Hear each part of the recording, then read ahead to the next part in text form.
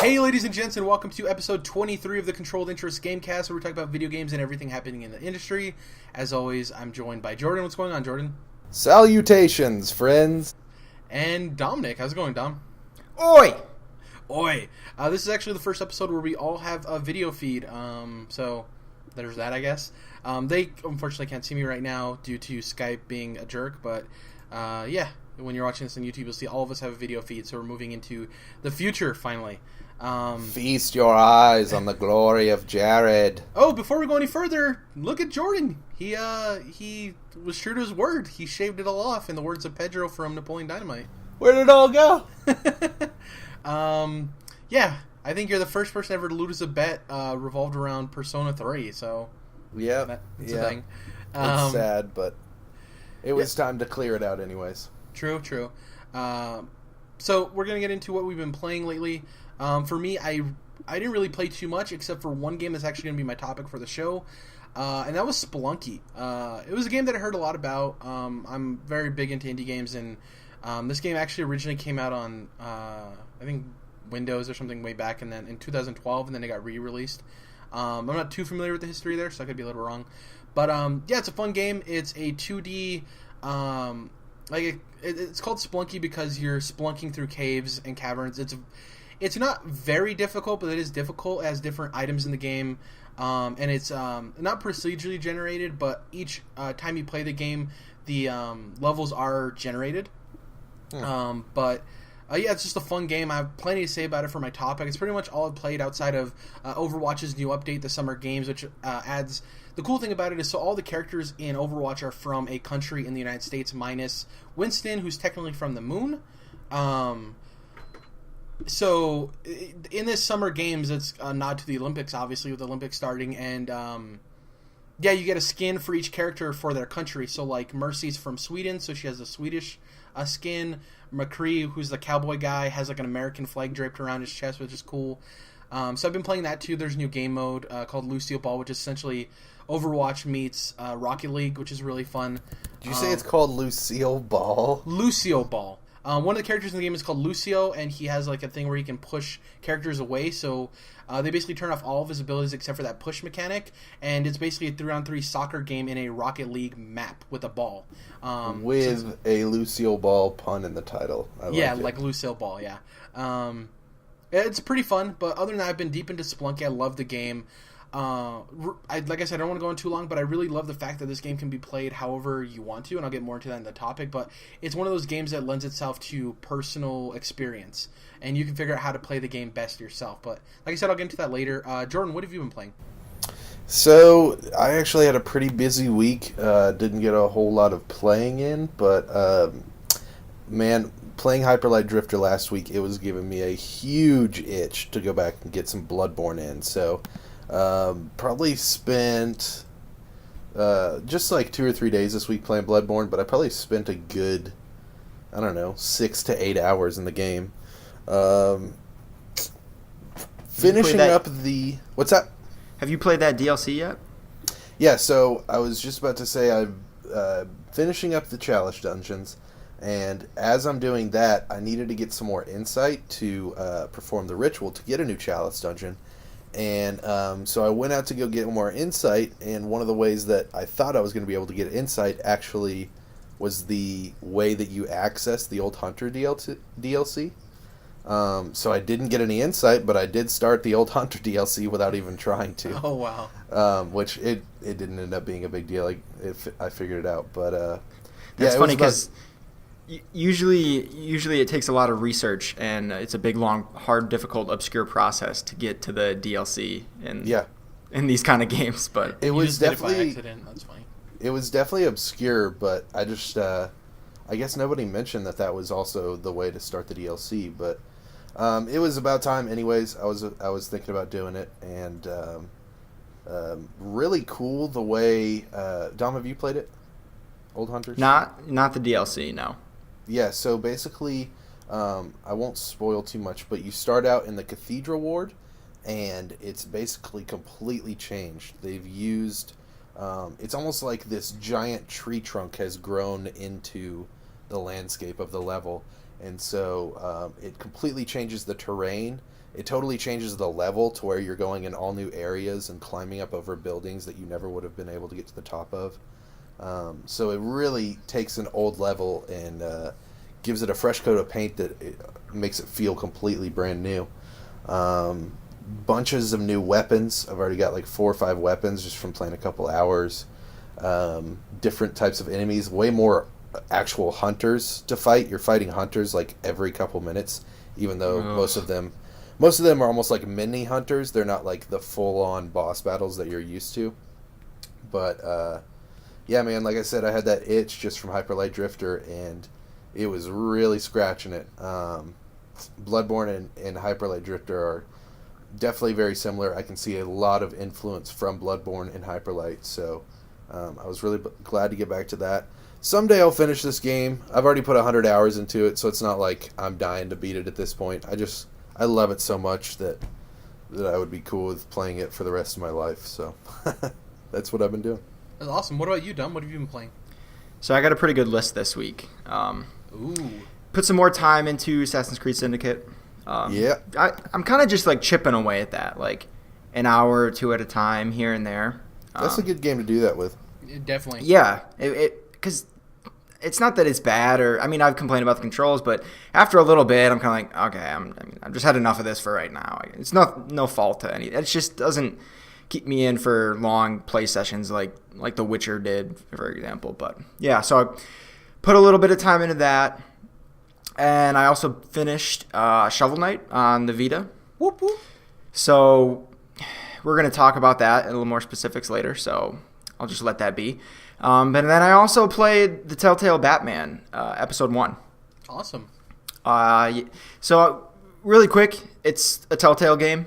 I mean, lots of quick time events, especially as Batman when you're fighting. It's, you're just swiping, left and right, hitting square and everything like that. To be expected, right? Exactly. But it's mostly like playing as Batman is a smaller part of this game. You're playing as Bruce Wayne for a large portion of the time, and most of the time when you're Batman, you're doing more detective-esque stuff and not so much fighting. That's cool. And even and I was telling you guys about this a couple days ago. Even one of the bigger fight scenes, you actually before you start it, you have to kind of use your detective mode to plan it out and basically scan the environment and see which objects you want to use to knock people the fuck out, basically. That's cool. That's Batman. I love that. They captured that. That's great. Yeah. It kind of gives you that feeling like when you watch the movies and Batman just like flies in out of nowhere and he seems like an expert on like that exact territory and just knows everything that's going to happen, but you don't see any of that preparation that would physically have to go in for that to be possible. Yep. So this kind of does that. It kind of shows you. I mean, it's obviously it's not the most realistic and things are like highlighted that you're supposed to click and stuff like that, but it's still cool the way they set that up. And everything else, like being Bruce Wayne, is fantastic. I love it. A lot of people love to argue about which Batman movie had the best Bruce Wayne, right? Like, it was Michael Keaton or was it Christian Bale, etc. George Clooney. I'm kidding. I mean, Batman is pretty similar in each of the movies, give or take, but Bruce Wayne is a little more different. That's where you see the special take for that specific actor. I agree. Exactly. So some of them you see they put more emphasis on the facade that is Bruce Wayne, right? Like Michael Keaton kind of really acted that well, I think, and Christian Bale tried to a little bit, but when he tried to act snobby, I just didn't really buy it most of the time, I guess. It didn't really fit too well, yeah. I still really liked him in that movie, but yeah. So basically, you get to make that choice when you're playing this game of what kind of Bruce Wayne do you want to be. What are you going to say to Alfred and Harvey Dent and like all these, all the characters you're used to. Some of them one in particular is a bit different than what we're used to, and I really like their take on this character. I won't say who. Okay. And I'm excited to see where that goes because they kind of just started a thread and left it, which happened. There's like several story threads going on just in this episode that kind of get started. And quick question, like, so for me, Batman is all about the villains. Like, I love Batman's villains. Are there more than like one villain? Is there a cast that you're introduced to? Is there more than one at least? So far, there has been, I think, 3, at least 2, and I'm cool with that. Introduced. And this is episode 1. Yeah. And at the end of the episode, you more or less deal with one of them. Got you. I'll just say that. Yeah. So I'm sure they're going to introduce even more. And maybe they'll save some for a season 2 or something. But yeah, I see them going more the route of, like, instead of having 3 iconic Batman villains in this season, maybe they'll have 1 and then, like the fucking Mad Hatter, guys like that, like some lower tier, and then, kind of build it as the seasons go on, because I assume they're going to have multiple seasons. Yeah, so. I think they wanted to. I think with this is the first episode, they wanted to definitely introduce a lot of threads that could go moving forward. I doubt you'll deal with all of these guys at a super hardcore level, but I think they want people to know, like, we're diving in. We're diving deep. So we'll see. It reminds me a bit of. I've only watched a couple episodes of Gotham. Okay. And it's not a great show by any means, but it does that same kind of thing where they introduce different villains really slowly and when they're much younger, obviously, and that kind of thing. Just not as much happens with them, but you get that feeling of, well, they're building this, right? And that show isn't particularly good at building, but isn't the Riddler like the forensic analyst or something?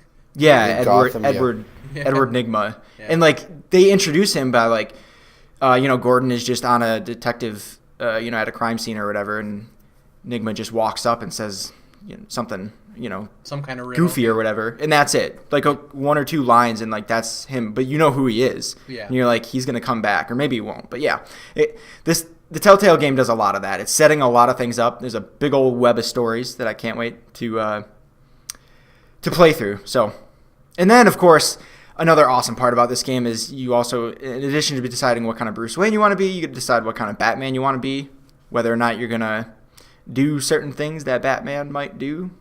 Or not do. That's all I'm going to say. The cool thing, though, with these Telltale games is, like, I think these are the alter ego games. We're going to get these big titles, these AAA games that are open world RPGs or action adventures, like the Spider-Man game, where they're about being that superhero. And you'll have touches to, being Peter Parker, but I think Telltale is going to do something special, especially with Marvel and with Warner Brothers, where they're going to be the alter ego stories, the Bruce Wayne stories, possibly Clark Kent. So I think that's cool. Yeah, Batman is such a perfect genre or topic or character, whatever, for Telltale to go at. It fits their gameplay and their style very well. Yeah. So definitely recommend it. Perfect marriage. Let's get into the news stories here. The first news story, excuse me, comes by way of Game Informer. Elise Favis over at Game Informer writes, game journalism pioneer Joyce Worley passes away. If you're not familiar with Joyce Worley Katz, he was one of the 3 founders of Electronic Games Magazine. He passed away earlier this week, unfortunately. So our condolences go out to him. He's actually been battling serious health problems since he had a stroke in May. Though this guy wasn't directly involved in the making of video games, he definitely was a pioneer in game journalism, and a lot of people can, owe him for the jobs they have now. Your IGNs, your Kotakus, your Polygons. So definitely, our condolences go out to this guy who is a true pioneer. And in related news, the game journalism, Patrick Klepek actually joined Vice Gaming, which I thought was pretty interesting. So yeah, it sucks, but we gotta pay condolences to the people who have paved the way for people who are doing great things now. So sure, I thought that was something worth talking about. Rest in peace. Yeah, definitely. The second story here comes by way of Polygon. Ben Kucher over at Polygon writes, you can visit the top of Mount Everest for $25 and a VR headset. I thought this was a pretty cool story. Nothing too much here. Just he talks about playing the VR experience. It's no longer than, I think, 20 minutes. But this is something that I think is a really cool experience. This would be a cool thing to have on PSVR. Maybe it could be one of their PS Plus games eventually. But these are the experiences I think that are going to set VR apart, and they're going to get people excited for VR. Video games are cool and everything, but this is the touristy stuff that I personally am excited for. Like, being able to experience Mount Everest, which tons of people die trying to do. Being able to experience that, I think, is really cool. What do you guys think about being able to see Mount Everest up close and personal through VR? I think it's sweet, and this is just one example. This is just the first thing they've done. Imagine all the places we're going to be able to get to visit that probably wouldn't have been possible otherwise. So I think it's very cool.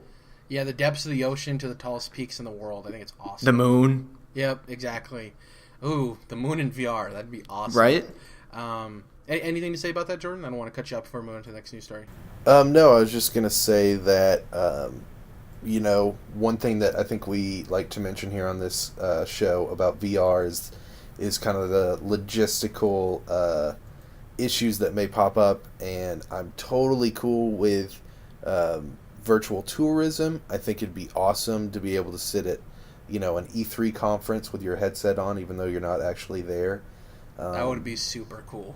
But at the same time, this kind of forces my mind down the path of like the humans in WALL-E that are just can't even move. They just have floating chairs and their screens set in front of them.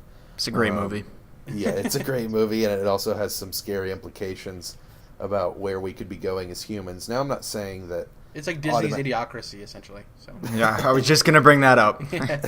I'm not saying that just because you participate in virtual tourism that you're automatically hooked and that you'll not be able to take your headset off. But I think, with the stuff we talked about with the guy that had Google Glass on the Navy ship, and just some things that we've seen from VR coming out of the gate, I do hope that we're not looking at a world in 5 or 10 years where no one... I mean, we kind of are... People already do this with their phones, where there's a lot of people that don't exist in the place that they're actually in very often.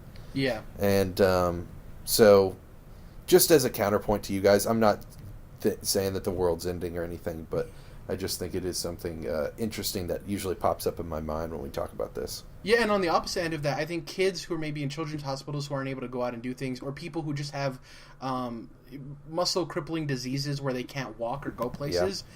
I think that's also the opposite end of that, or where VR can take these people and help them have, I hate to say normal experiences because nobody's really normal, but you know what I mean by that. Yeah. Being able to go out and just maybe even just walk around or stuff like that, or even like imagine, and this is kind of a weird example, but people who are sitting in a children's hospital and can't play Pokemon Go. What if there was some way that VR worked with Pokemon Go where like it was, essentially a fake GPS of you walking to this place. You can experience that game the way other people got to, but you don't have the opportunity to do so because of maybe, physical things that you have going on, stuff like that. So, yeah. VR is definitely an interesting argument. I just thought this was a cool story because Mount Everest, I was like, that's a weird place to start off at, but yeah, it's awesome. I just, really quick, you just made me think of, did you guys watch Lost at all? No. Yeah. So, Jordan, when John Locke really wants to go on his walkabout and they tell him no. Should have just gave him a VR headset. Yeah. Sorry, I just had to throw that in there. No, that was a great Lost joke right there. That's funny. So the next story comes by way of Seth Macy over at IGN. This is something I was interested. I think a lot of people are interested in. We knew the Xbox One S was going to be more powerful than the original Xbox One. Excuse me. But there's actually benchmarks now. So Xbox One S performance boost has been benchmarked.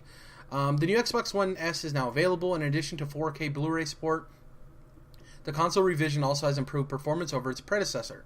The jump in performance definitely isn't the big leap Microsoft is promising for Scorpio, yada yada yada, but the Xbox puts its performance at up to 11% higher than the vanilla Xbox One. Of course, that 11% performance jump isn't across the board, but was noted during a test of Project Cars and third-person chase cam replay. The One S beats out the Xbox One due in large part to an overclocked GPU, whereas the original Xbox One GPU clocks in at 853 megahertz, I believe. Is MHz, right? Megahertz? The GPU in the Xbox One S has 914. The Xbox One S also benefits from increased ESSRAM bandwidth at 219 gigabytes a second compared to the original Xbox One 204 gigabytes a second. If your eyes have glossed over the technical details, in a nutshell, games can and do look better running on your Xbox One S. The difference may not blow the top off your skull, but it's noticeable and not insignificant. So yeah, I think it's cool that these. I love when tech specs are benchmarked because you actually get to see where they line up specifically. You hear all this talk of it's more powerful, but seeing that tangibly definitely works for me. Yeah, it's exactly what I expected. I wasn't expecting this to be a huge leap. This is what I assume the Neo is going to be to PlayStation 4, which, like we said, isn't blowing the roof off anything, but it's definitely an improvement, right? Especially the 4K Blu-ray. I think that's the biggest thing with the Xbox One S. That's the selling point to me, not the slightly better games, but the 4K gaming and or DVD experience. Blu-ray, sorry. So what do you guys think about this? The benchmarked technical features for the Xbox One S and compared to the Xbox One. I think that this is kind of just a bridge to Scorpio.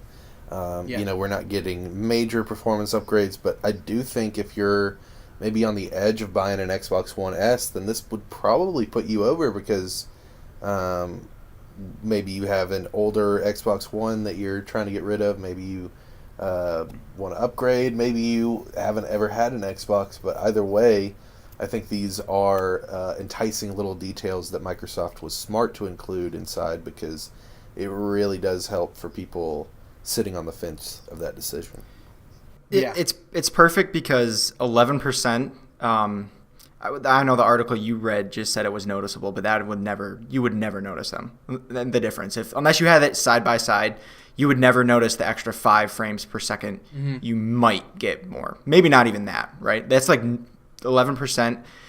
Sounds like a lot, but like the Scorpio compared to the Xbox One is probably like over 100% more powerful. Yeah, and then some are. So this is like just enough to point out to make it a story, but not enough to put it in like the Neo territory where people were kind of upset that it was too much more powerful in that weird middle spot. So yeah, I think too this is a good way of getting away with tiers for consoles. I think you can look at because we've stated before in stories that Microsoft stated that every game that comes out will be available to play on the Scorpio as well as the One S. How long that'll last for, I don't know. I mean, for a while there, almost every game that came out for the Xbox One was available for the Xbox 360. Kind of the same thing with PS4 and PS3. Obviously, there was exclusives, but for the most part, you can play wherever the console you had. And with this, I think it's a way of getting away with tiers. I think people who can't afford the Scorpio because it's probably going to be a little bit more expensive can jump in on the One S. By this time next year, there will be a price drop in the One S, right? So it definitely will have tiers for people how they want to get into Xbox. So I think that's really cool. I agree with you. 11% isn't nothing to get super excited for, but I personally just like seeing the numbers. But it isn't anything too drastic. Also, by way of IGN, Matt Porter writes, Ghostbusters game developer files for bankruptcy. You guys have probably heard about this before. Developer Fireforge, creator of the recent Ghostbusters movie tie-in game, has filed for bankruptcy. According to Kotaku, Fireforge Games filed for Chapter 7 bankruptcy on July 15th, just 3 days after releasing Ghostbusters. This article goes into it being... The Ghostbusters game was essentially the last nail in the coffin. It wasn't the first issue with this company having to go into bankruptcy. Sure. Obviously, Activision published this game. And, the big thing with this is we're seeing that, Activision's known for not being good at being a publisher with licensed licenses. Yeah, they're not known for properly handling the quality of the licenses that they carry. Exactly, and I hope to never see a Marvel game with the Activision license on it again. I'd be cool with that. Yeah, I'd be definitely cool with that. I just this isn't surprising to me. It sucks. These people are more than likely losing their jobs. I don't know if maybe they'll get moved on to the Destiny team because that's Activision's moneymaker. I have no idea. But I hope the people that lost their jobs are going to lose their jobs, find new places. But this isn't surprising. This is a weird game. The weird thing about it is it has no characters from the new movie or from the old. So it's just like, let's make a Ghostbusters game with something nobody cares about. And whether your opinion on the new Ghostbusters, whatever it is, at least if it was a game tied to that, it would make sense. It's weird that they essentially introduced 8 new Ghostbusters this year. The 4 for the new movie and the 4 for the new video game. This last paragraph here, lawyer Richard Land sued Fireforge last year, claiming the company signed a deal to license 38 Studios' social media platform, Helios, for $3.7 million, but instead built its own version using ex-38 Studio employees. So there was some weird stuff happening with Fireforge too, going behind people's backs with the licensing deal and stuff like that. But this was really weird. I didn't play the Ghostbusters game, but from what I saw, it doesn't look like anything too crazy. It doesn't look like anything revolutionary. It just looks like an Activision game that was published to be made in 8 months. That's the biggest thing too. They were asked to make this game in 8 months, and you're rarely going to get a game that's good in 8 months. So true. Yeah. The fact that they were charging $50 for this game out of the gate was a fucking joke. Yeah. So the saddest part is giving it only 8 months, and there just seems like poor leadership all around on that project, right? Yeah. You can't definitively say that they're just a shitty studio and they don't know how to make a game. Like exactly, it's a time constraint. Like right, it's some of the people who make decisions higher up are the ones who really screwed this up. Exactly. And this isn't like a huge studio that can possibly get out something decent in 8 months. Seems like it's a smaller end studio that's trying to force everybody to work countless overtime and, get little sleep. And yeah, it's a crazy thing. But speaking of indie games, I guess, segue. Playdead's Inside is coming to PS4 in August. Woo! As people who've listened to this podcast know, this is currently my game of the year. Still is. I love this game to death. Yeah, I'm personally kind of surprised. It's not surprising the fact that obviously they want their game to be everywhere they can, and obviously they want it on PS4 where there's twice as many owners, right? It's just weird that it came out so soon. Am I mad at Microsoft? By any means, no way. Like, the more people that get to play this fantastic game, the better. Like, it's awesome. I would love this to just be the day that it released for Xbox One to be available on PS4 as well. Yeah. And Jordan, you're excited because you held out on buying it. Now you actually get to get the trophies for it. Right. Though there isn't a platinum, so I don't know how you feel about that. Bullshit. Yeah. So the story comes by way of Shabana Arif over at VG247, and essentially says Inside is the second title from the studio behind Limbo, and was released on Xbox One at the end of June, followed by a Steam launch a week later. The game is a puzzle platformer with a similar atmosphere to Limbo. It got stellar reviews. Yeah, so are both of you guys picking this up when it releases? Yes. I think so, yeah. Yeah, I would... So, Dom, we've had this discussion about how you play indie games or how you want to play indie games. I don't think it would be a bad experience on the Vita, but I really think you should give it a try on your TV, maybe with headphones or the volume up. Like, the music in the game is fantastic. Wait, is it coming to Vita, or are you just talking about remote play? No, I'm saying like remote play. Okay. Like remote play. Goodness, yeah, I wish you it was startled coming to me. Vita. That would be fantastic. Coming to NX. Oh, that'd be cool. Yeah, so I'm excited for you guys to be able to play. I'm excited for all the PS4 owners out there. Excuse me, that get to play this game too. Blessing, I think, owns only a PS4. Jordan, the other Jordan who we've also on this podcast. So plenty of people own, like twice as many people own a PS4 than Xbox One. So yeah, I'm just glad you guys get to play this game because like I said, it's my current game of the year. Whether it'll be yours or not, I don't know, but it is a fantastic game. It definitely is an experience worth having. So, the last story here, Darkest Dungeon, which is a huge PC hit, people love the game, is coming to PS4 and Vita this September. So, back-to-back months, PlayStation owners are getting two awesome games. You guys are getting Inside, and then you guys are getting Darkest Dungeon. This story comes by way of Mike Futter over at Game Informer. We've been following the progress of Darkest Dungeon on PC since before it arrived in early access. Excuse me. The tactically impressive and challenging title is now set for its debut on console. The long-awaited PlayStation 4 and Vita release has finally been dated. When does it land on September 27th? When it lands on September 27th, it will include a number of additions that have been added to the PC edition.